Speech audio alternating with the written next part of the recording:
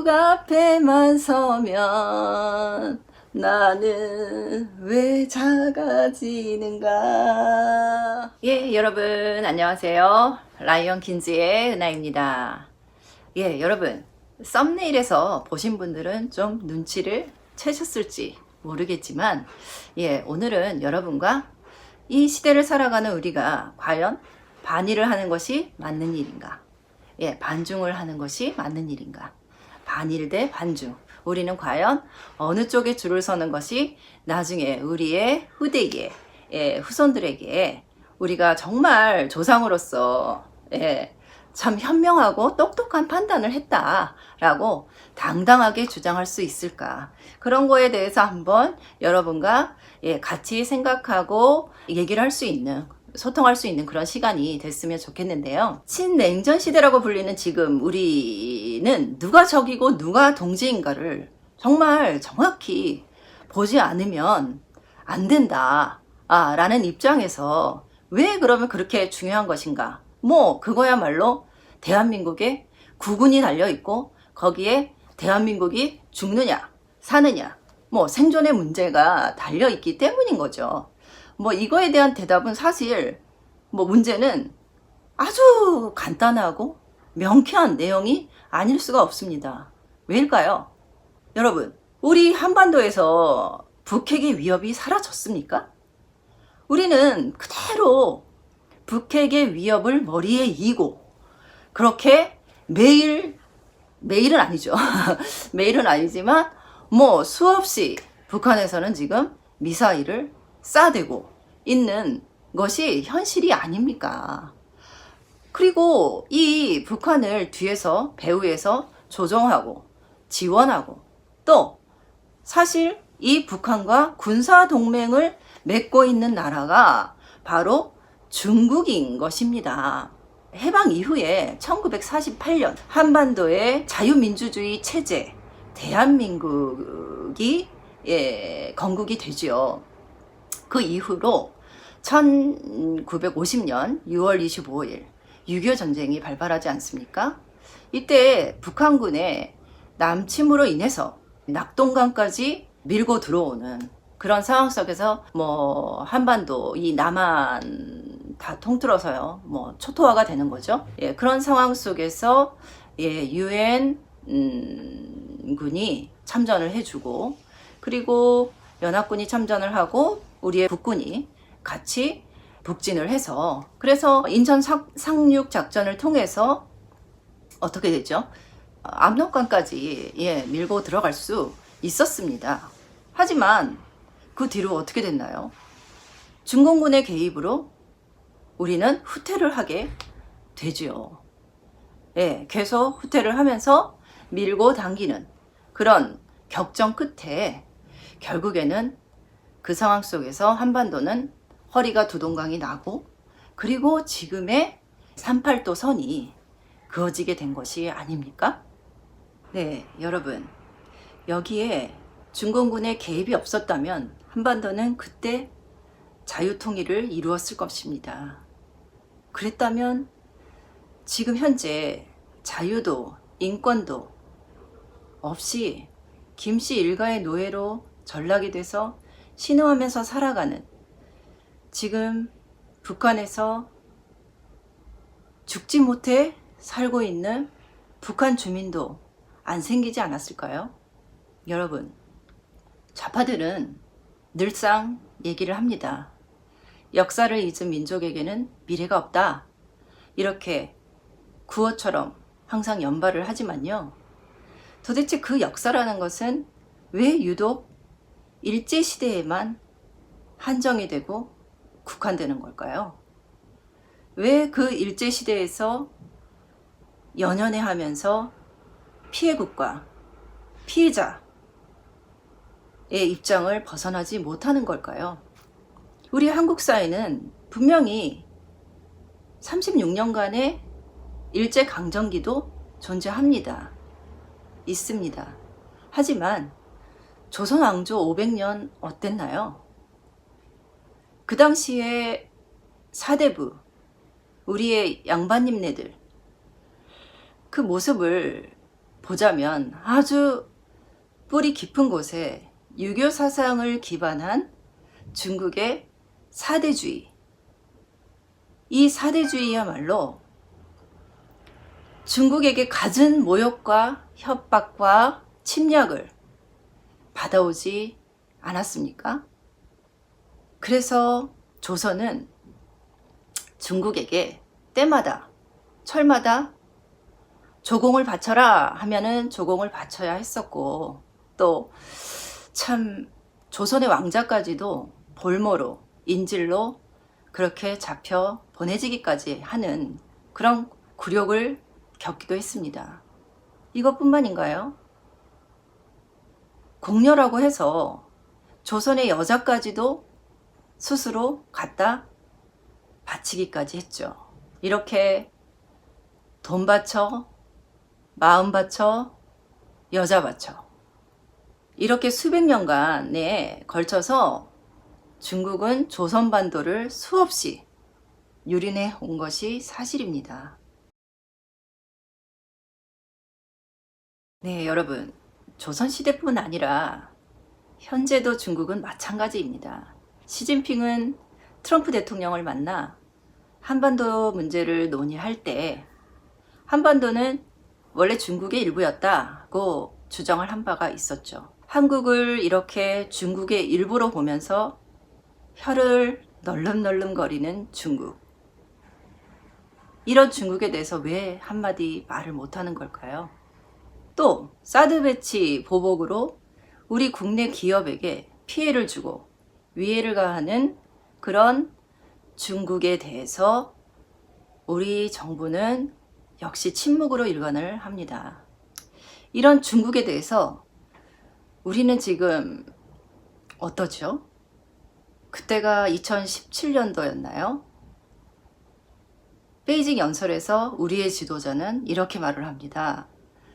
중국은 높은 산봉우리고 우리는 작은 나라. 그래서 우리는 중국몽과 함께 하겠다. 네. 또 우리의 박원순 서울시장은 이런 말을 하죠. 한국은 중국말 궁둥이에 붙은 파리와 같다. 정말 머리가 아프네요. 또 우한폐렴 사태가 일어나면서 중국은 우리의 친구자, 중국은 우리와 운명 공동체다 라고 말을 하면서 중국 짜요, 우한 짜요. 네, 이렇게 중국에게 하트를 막 날리는 이런 모습을 보여왔습니다. 이쯤 되면 뭐 중국 눈치 보기에 끝판왕인 거죠. 그런데 사실 이런 중국에는 이런 반응을 보이지만 일본에는 어떤가요? 일본에는 대놓고 너희는 우리의 동맹이 아니야. 그런데 일본이 화이트 국가에서 제외를 시킬 때 그때는 야, 우방으로서 이럴 수 있냐? 이런 정말 상반되는, 동맹이 아니라고 했다가 또 우방이라고 했다가, 이런 외교를 펼치는 상황이죠. 네, 일본 앞에서는 유독 목소리가 커지고 당당해집니다. 그러나 중국 앞에서는 어떤가요? 중국 앞에만 서면 나는 왜 작아지는가. 감정에 취해버렸네요. 이렇게 중국 앞에서는 한없이 작아지고 참 정말 말궁둥이에 붙은 파리 목숨 마냥 우리의 숨죽인 굴욕 외교. 이게 저만의 생각입니까? 입만 열면 전임들은 자주국방이다, 자주외교다 얘기를 하면서 그놈의 자주는 미국과 일본 앞에서만 통용이 되는가 봐요. 그래서 그렇게 사드 반대, 미군 철수, 아베 물러가라, 노제팬 이렇게 외치나 보죠. 이 자주란 말은 중국이나 북한에는 절대 써서는 안 되는 그런 금기어가 되어 버린 셈이죠. 여러분, 조선시대에 그때 당시 70에서 90%에 해당하는 인구가 노비, 천민 등 그런 하층민 계급이었다고 얘기를 합니다. 말하자면 백성의 대다수가 관료의 노예로 살아갔던 그런 셈인데요. 노비의 가격이 그때 당시에 조랑말 한 마리에 절반 정도라고 하니까 참 인간이 인간 취급을 받지 못했던, 조랑말 한 마리보다도 더 취급을 받지 못했던 그런 얘기가 되는 건가요? 아무튼 조선의 경제는 뭐 농경사회였기 때문에 노예가 반드시 필요했겠죠. 당시 부패했던 그 사대부 관료 양반님네들은 자신들의 기득권을 절대 내려놓고 싶지 않았을 것입니다. 하지만 1894년 가보개혁을 통해서 외세의 개혁으로 신분 철폐 제도가 도입이 되고, 그때 뭐 노예 해방이 이루어졌다라고 볼 수 있는 거죠. 그런데 사실 조선의 멸망과 일제 식민지의 책임을 당시 일본 제국주의, 군국주의, 그리고 친일파에게만 떠넘길 수 있는 문제인가요? 우리가 당시 국제 정세를 잘 읽고 현명하게 대처를 했더라면, 준비가 되어 있었더라면 이렇게 아무나 우리를 넘보진 않았을 것입니다. 조선 양반 사대부들의 뼛속 골수까지 쪄들은 그 중국 사대주의, 그리고 쇄국정책, 무능, 부패, 분열, 이런 것들이 총체적으로 총망라해서 망국의 길로 간 것이 아닐까요? 우리 잘못이 아니야. 우리가 뭘 잘못했어? 우리한테는 잘못이 없어. 다 네 탓이야. 다 저놈 탓이야. 이것이 정말 현명한 문제 해결 방식일까요? 제가 말하고자 하는 것은 다 우리 탓이 아닐 수도 있습니다. 다 내 잘못이 아닐 수도 있지요. 하지만 분명히 남 탓만은 아니라는 것입니다. 이후 일제강점기를 겪으면서 일제가 우리에게 남긴 수많은 고통과 순환의 자리는 분명히 존재합니다. 존재하지만 이렇게 외세에 의한 개혁과 개방을, 그리고 자유민주주의 시장 경제에 기치 아래 대한민국이 수립이 되고 6.25 전쟁으로 폐허가 된 나라를 박정희 대통령이 근대화 산업화를 통해서 위대한 성장을 이루게 되죠. 그렇게 하면서 현재 대한민국은 선진국과 어깨를 나란히 하게 된 것이 아닐까요?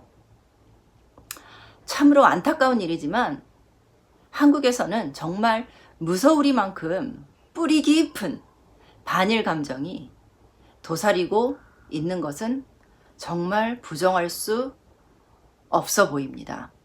반일의 저변에 친일파는 적폐고, 친일파는 적폐 청산의 대상이고, 우리의 오래된 수건이자 혁명 과업이다 라고 주장하는 좌양자 여러분, 여러분이 친일파 하는데 친일파가 뭔가요?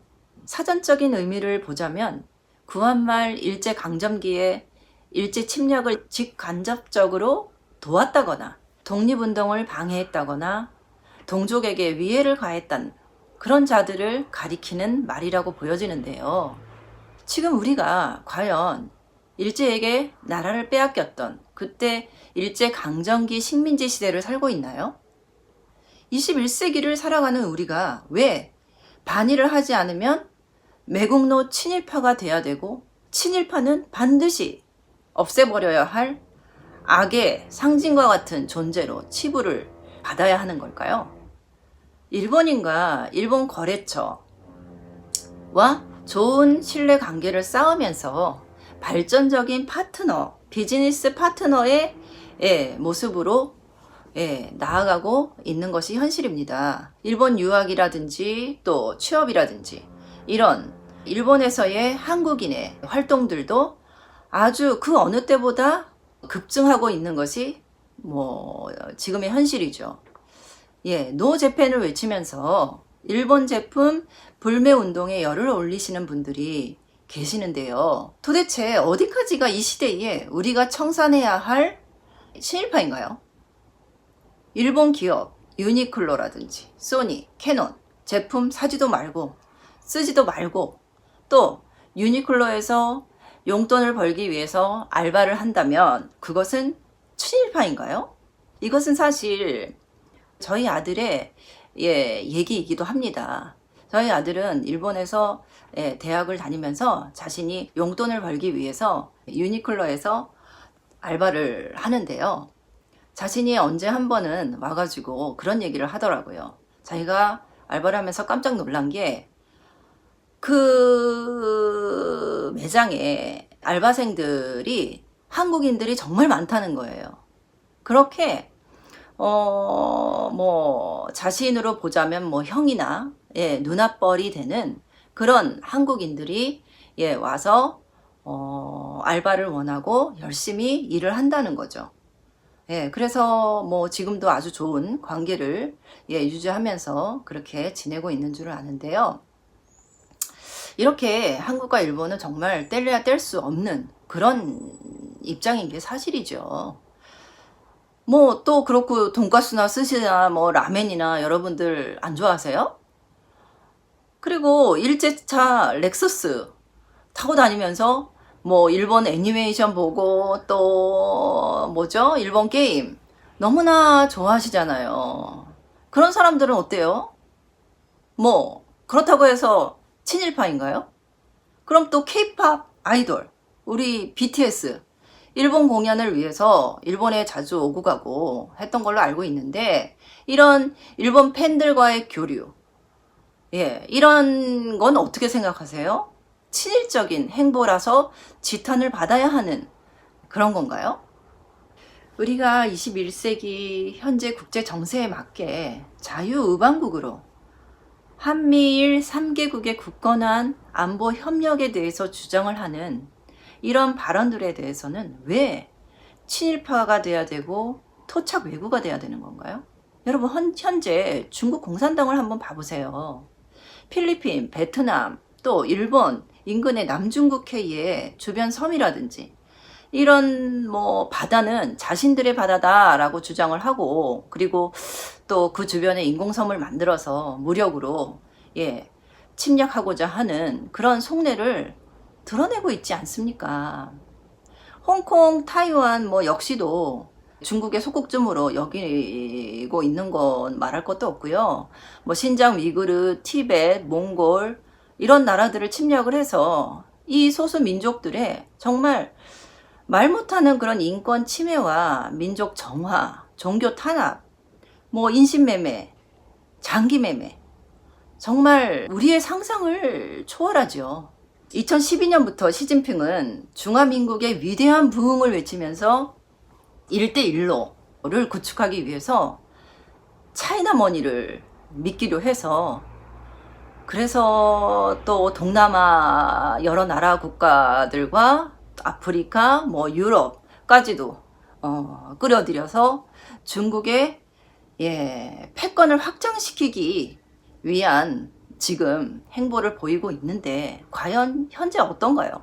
뭐 이번에 우한폐렴 사태로 인해서 중국 공산당의 실체가 뭐 만천하에 드러난 꼴이 된 거죠. 세계가 눈을 떠서 이제는 탈중국을 하자, 탈중국을 해야 우리가 살 길이다 이렇게 그리고 코로나 배상금을 지불하라 하는 그런 소송이 이 나라 저 나라에서 계속 이어지고 있고 그리고 또 지금 중국은 뭐 여태까지 세계의 공장이다라고 불리울 정도로 그런 상황이었지만 지금 다 중국을 떠나고 있습니다. 중국 탈출, 러시가 이루어지고 있지만 우리는 어떤 상황인가요? 미국 역시도 지금 미국의 기업이 미국으로 돌아올 수 있도록 이렇게 뭐 그런 지원금을 100% 지원한다라는 얘기도 있고, 그리고 뭐 일본 역시도 마찬가지지만 2,435억 엔을 들여서 중국 내 기업이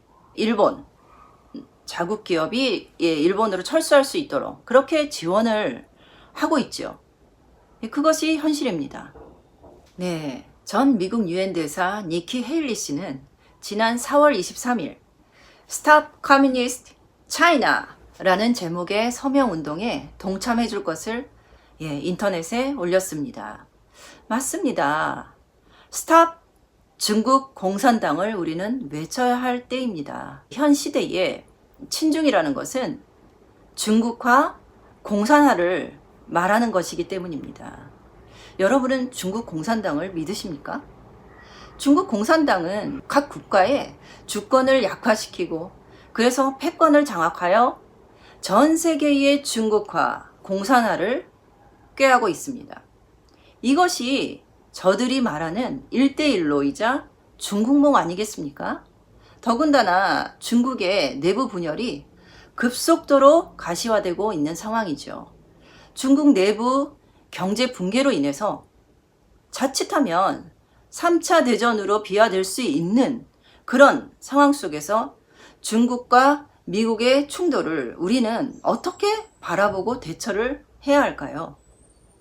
고래 싸움에 새우등이 터져 봐야 아는 것일까요? 아니, 과거 우리는 그 어느 나라보다도 새우등 많이 터져보지 않았나요? 다시 조선으로 돌아가시겠습니까?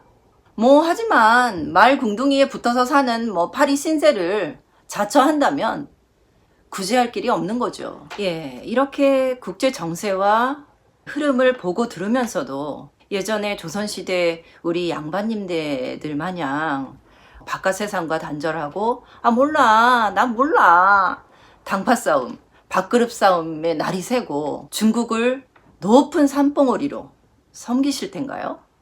일제시대의 과거 친일 프레임에 갇혀서 현재 중국 친중파 세력에 의해서 대한민국이 중국의 속국으로, 중국의 식민지로 전락할 위기를 보고 느끼지 못한다면 과연 대한민국의 미래가 있을까요? 이 시대 우리에게 과연 누가 도움이 되고 누가 해가 되는 나라인가? 누구를 가까이 하고 누구를 견제해야 하는가? 여러분, 가슴은 뜨겁게, 머리는 냉철하고 차갑게, 가슴으로 국제정치와 경제를 보면 안 되죠.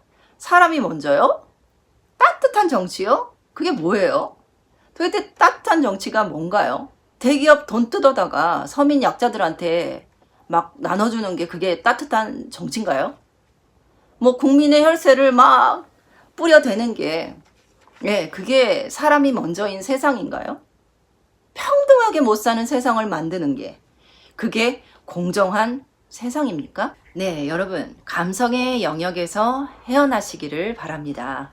가슴의 영역에 감정을 배제하고 냉철한 머리로 생각하는 그런 안테나를 세워서 이성적이고 객관적이고 합리적이고 논리적인 그런 눈으로 국제 정세를 바라보고 판단을 한다면 답은 아주 간단하고 명확해지겠죠. 여러분, 지금이야말로 중국과 손절하고 우리의 우방국, 우리의 동지, 미국과 일본과 하나 되어서 나아가야 할 때가 아닐까요? 자, 오늘의 한마디. 국뽕으로 차이나뽕으로 망한다! 적과 동지는 구별합시다! 네, 여러분. 그럼 오늘은 여기서 마지막으로 인사드리겠습니다. 마지막까지 시청해 주셔서 감사합니다.